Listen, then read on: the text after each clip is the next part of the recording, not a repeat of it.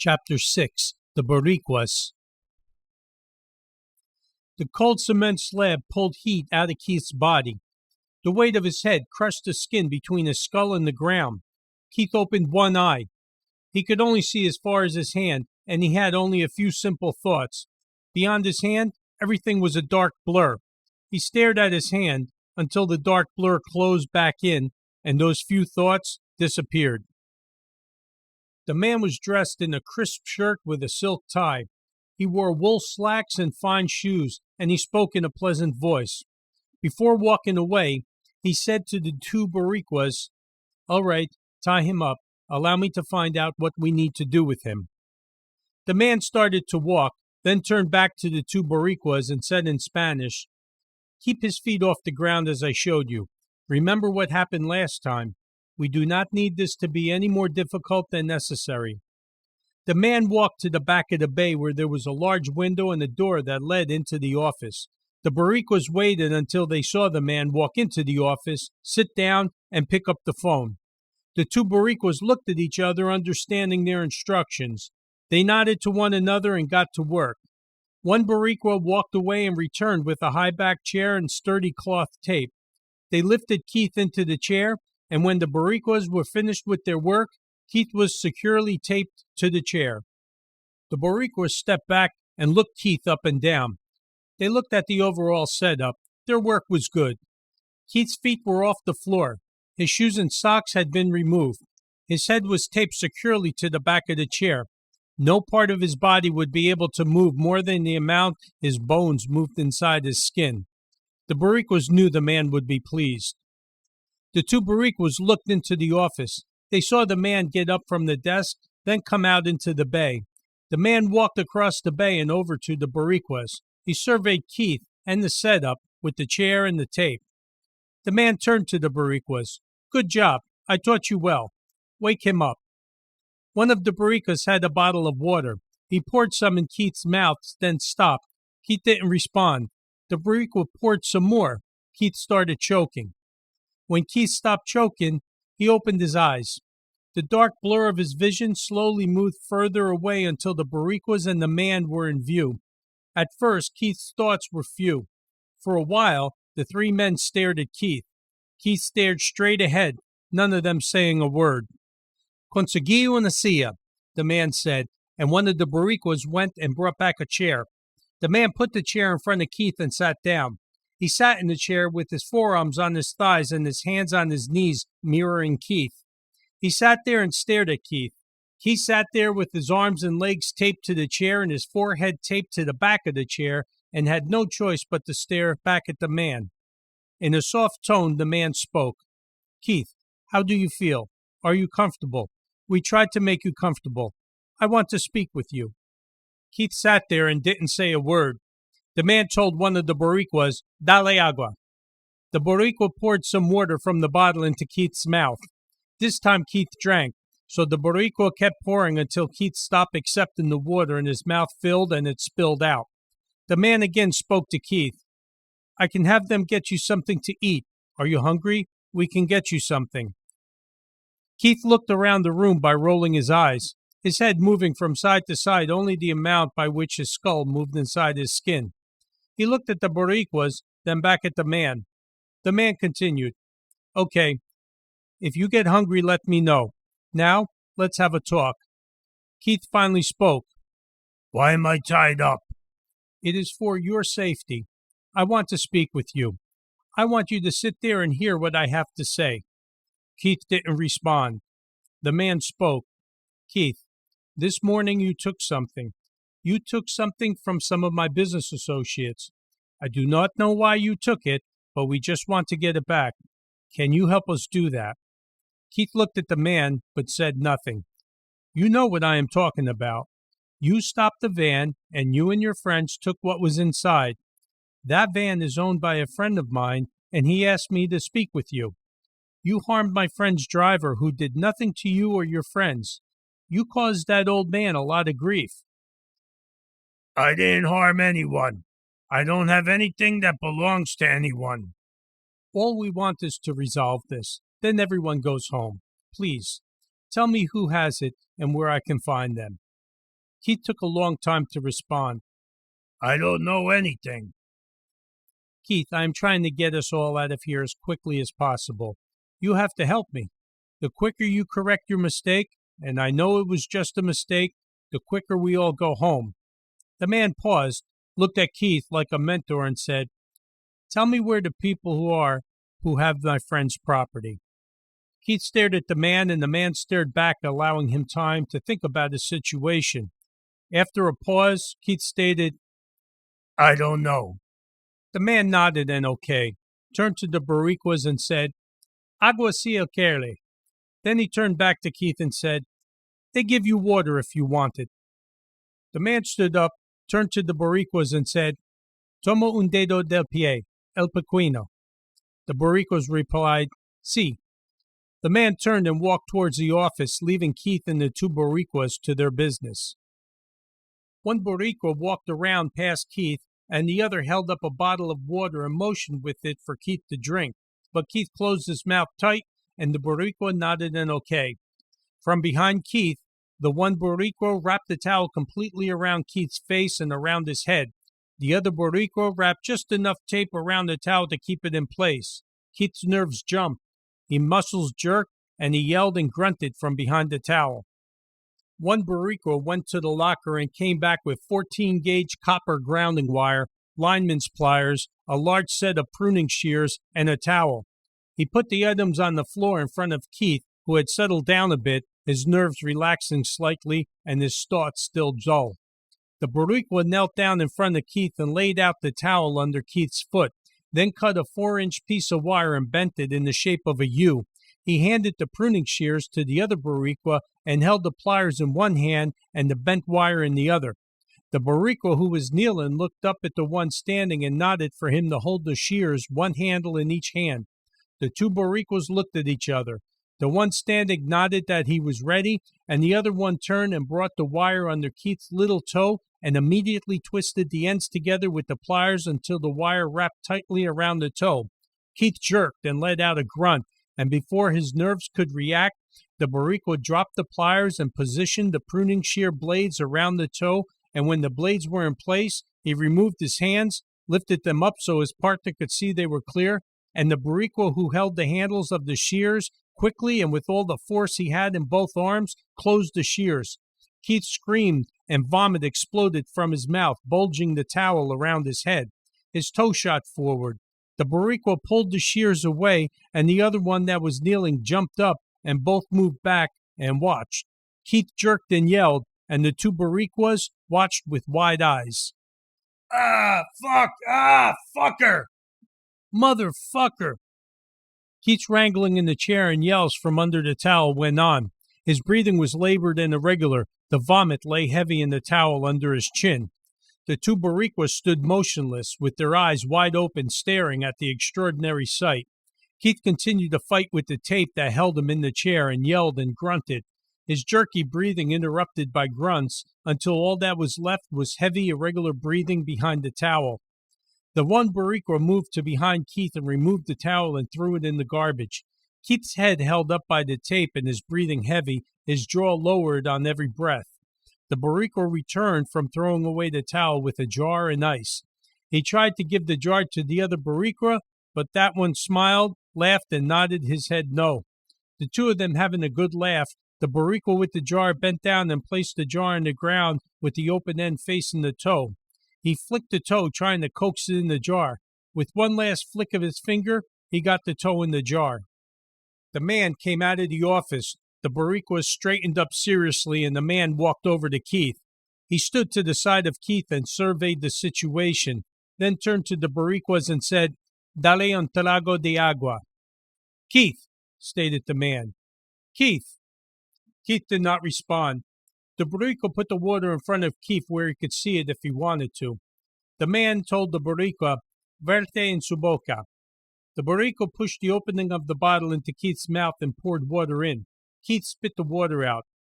Keith, let us keep things civil here. None of that. Keith didn't reply. His breathing picked up. Grunts and moans were his only response.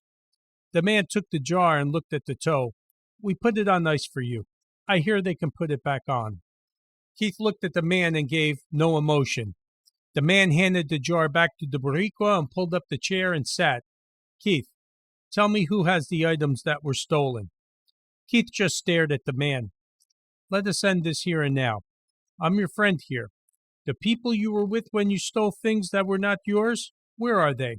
The man looked around the room. I do not see them here with you. I do not see them here saying, let us make this right. No. Where are they? I am here with you. It is you and I who can stop this. Let us end this and go home. Keith spoke. I told you. I don't know where they are. I didn't steal anything. I don't have nothing. Then Keith began breathing heavy again and grunting. I'm gonna bleed to death. No, I would not do that to you. We tied a wire. You are going to be okay. Answer the questions I ask you, and it ends here. Who are the people you were with when you stole from the van? Tell me where I can find them. Ah, fuck. I told you everything. The man hung his head and scratched his ear. He stood up and pulled his chair away. All he said before he turned was, Okay, I understand. The man motioned for the Boricuas to follow him. Before they all got 5 steps, the man said, Toma un diente.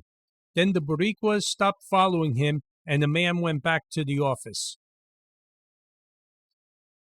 One Boricua returned to the locker that housed tools. He got out jaw lock pliers, a 6-inch cut-off from a broom handle, and some towels. He returned to Keith. The Boricua blindfolded Keith with the towel, and through exhaustion or unconsciousness, Keith didn't respond.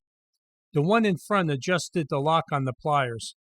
He then took the broom handle and placed it as a bit in Keith's mouth, and the Boricua behind Keith wrapped cloth tape from one side of the bit back around Keith's head and around the other side of the bit. The one Boricua looked to the other as a cue that he was ready. The Boricua standing behind Keith braced his feet firmly on the floor. He held Keith's head firmly against the back of the chair. When he gave a nod as the ready signal, the other Boricua attached the pliers to Keith's lower left front tooth. The pliers clicked into place. It's a delicate matter to get locking pliers to lock onto a tooth without breaking the tooth, especially one of the lower front small teeth. With the pliers securely locked in place, the Boricua positioned himself for leverage and pulled quick and hard. Keith yelled, grunted, and again his breathing went heavy and choppy like the steam exhaust from an old locomotive. Keith jerked and grunted, followed by heavy breathing. Blood spewed from Keith's mouth and spit sprayed in every direction. The Boricua threw a towel over Keith's face, trying to contain the mess, then looked at his pliers for the tooth. The tooth did not come out at the root. All that was in the plier was a ragged piece of tooth. He showed it to the other Boricua, who rocked his head from side to side and turned up his hands and shrugged his shoulders. Keith spit and grunted, and there was a foul smell filling the air. The Boricuas looked with distaste, and knowing that they would have to deal with it later, shook their heads with discontent. Keith sat alone, his face behind the towel. He sat in his shit and piss and was left that way to contemplate the situation. The broom handle kept a constant flow of cool air running over his broken tooth. He poked at his tooth, examining it with his tongue, the sharp edges becoming an obsession. The man walked quickly out of the office and past the 2 Boricuas. He seemed busy and rushed, the business with Keith upsetting him. He waved his hand in front of his face and turned his head, the odor offending him. The man looked at the Boricua.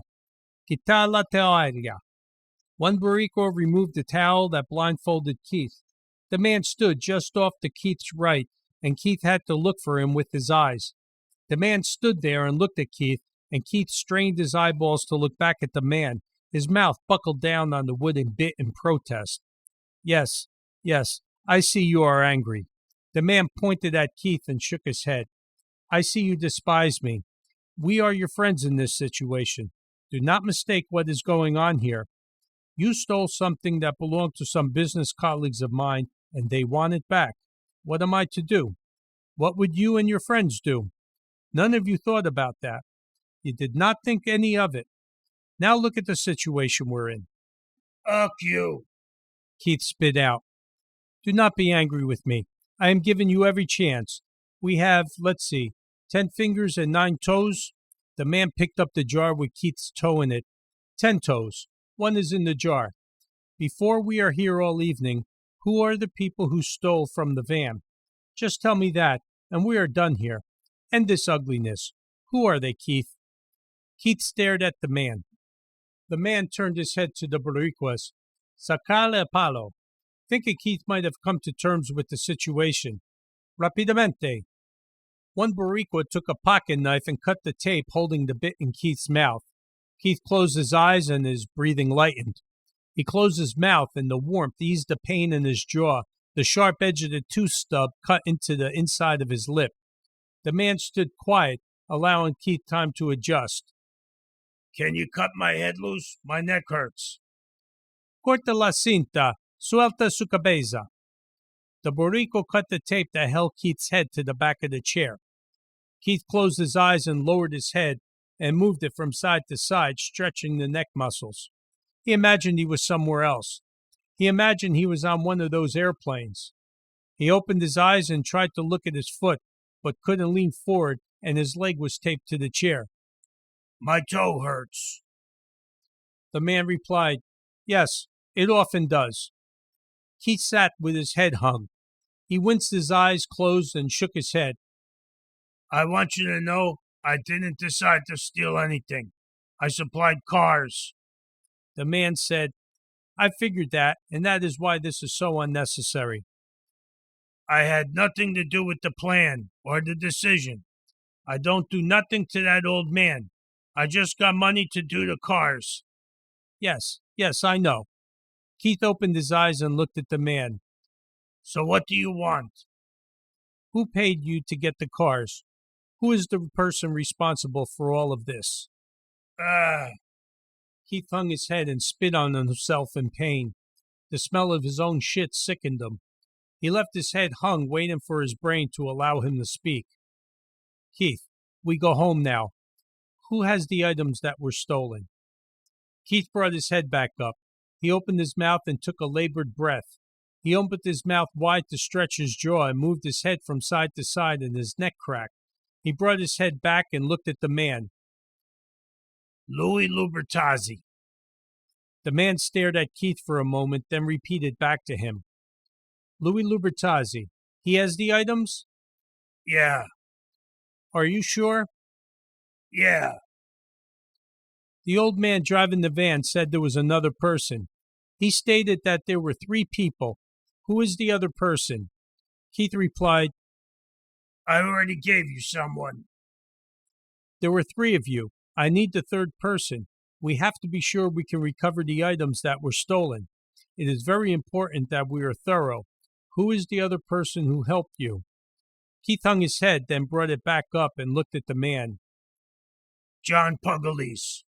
It was me, Lubertazzi, and Pugliese. The man repeated back to Keith. It was Louis Lubertazzi, John Pugliese, and you. That is correct? Yeah. Louis Lubertazzi, he is your friend? You know him well? Keith hung his head and paused, then labored to speak. What does that matter? The man finished. Okay, we will not give you any more discomfort. This is over. Keith hung his head and closed his eyes. The man turned to the Boricuas and gave them a subtle nod and pointed his fingers towards his neck and gave it a subtle shake. The Boricuas watched the man walk away. They became quiet in their demeanor. One Boricua moved to behind Keith. He stood there and waited. He watched for the man to go into the office and close the door. Can you untie me now? Keith opened his eyes, lifted his head, and stared at the Boricua in front of him. The Boricua behind Keith wrapped his left arm around Keith's head and pulled it to the back of the chair. He pulled a knife out of a holster and wrapped his right arm around Keith's neck and placed the knife against Keith's neck muscle. He pulled the knife hard around Keith's neck from ear to ear, cutting into his neck muscles and air passage. Keith jerked and gurgled, blood pouring out of his neck. Both Boricuas jumped back, watching Keith bleed and gurgle, his head movements odd with several neck muscles severed. The Boricuas watched until Keith stopped making sounds.